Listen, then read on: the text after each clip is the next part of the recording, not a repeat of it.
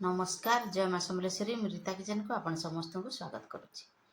चलतु आज ब्रेकफास्ट बनैबा चूड़ारे केमती कौन करुच्ची लास्ट जाके मो वीडियो को देखंतु।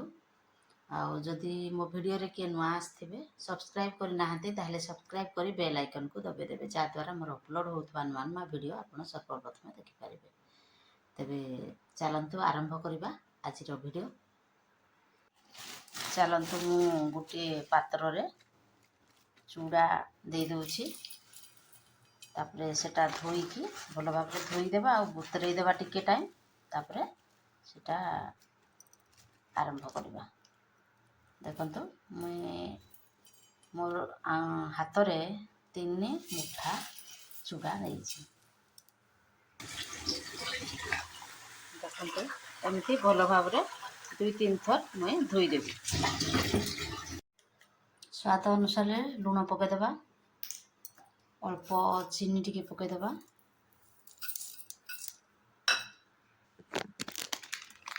कलर मिर्चा टिके पकईदेबा कलर हवा पाई। तापर देखंतु एटी में अदा रसुण कंचा लंका आ भुरसंगा पत्र प्याज ये सब काटिकी रखी। चलतु या पकईदेबा आ भल भाव चटकी देबा।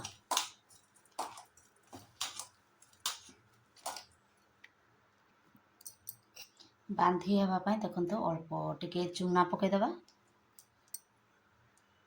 तापरे अल्प पानी टिके देदेबा। पूरा सुखा सुखा हो जाउची तेणुक टिके पानी देदेबा तापरे चटकी देबा।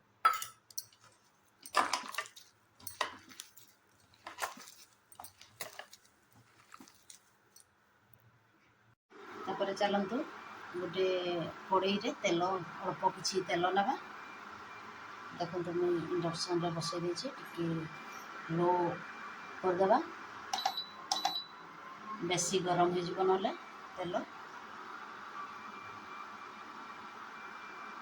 गरम हवा पाई छाड़ी देबा।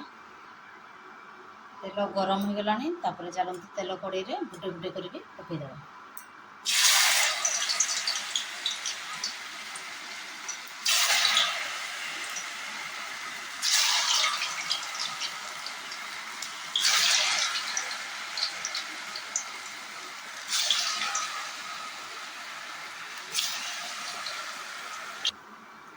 गोटे पाख हो गलानी देखो आर पटे चल उल्टई देबा।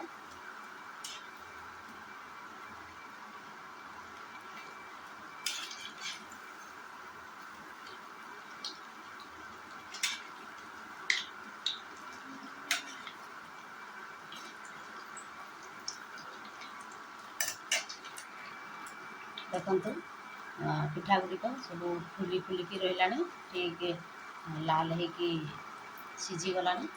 एबे उठे आनिबा।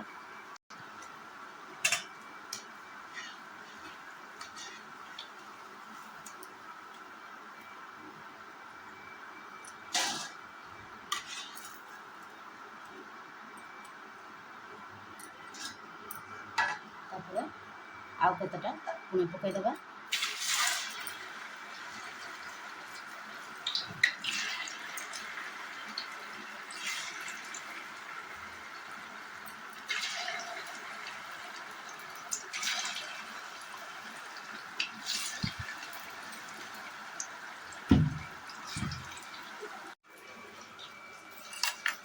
रेडी हो गला चूड़ा रे हमर जलखिया। देखंतु एमती प्रकार आपण माने मध्य करंतु जल्दी जल्दी ये जलखियाटी रेडी हो जाउची आधा घंटा रे। तेणुक विलंब न करी ये रेसिपीटा कले आपण माने सहज करें। रहुछि जय जगन्नाथ।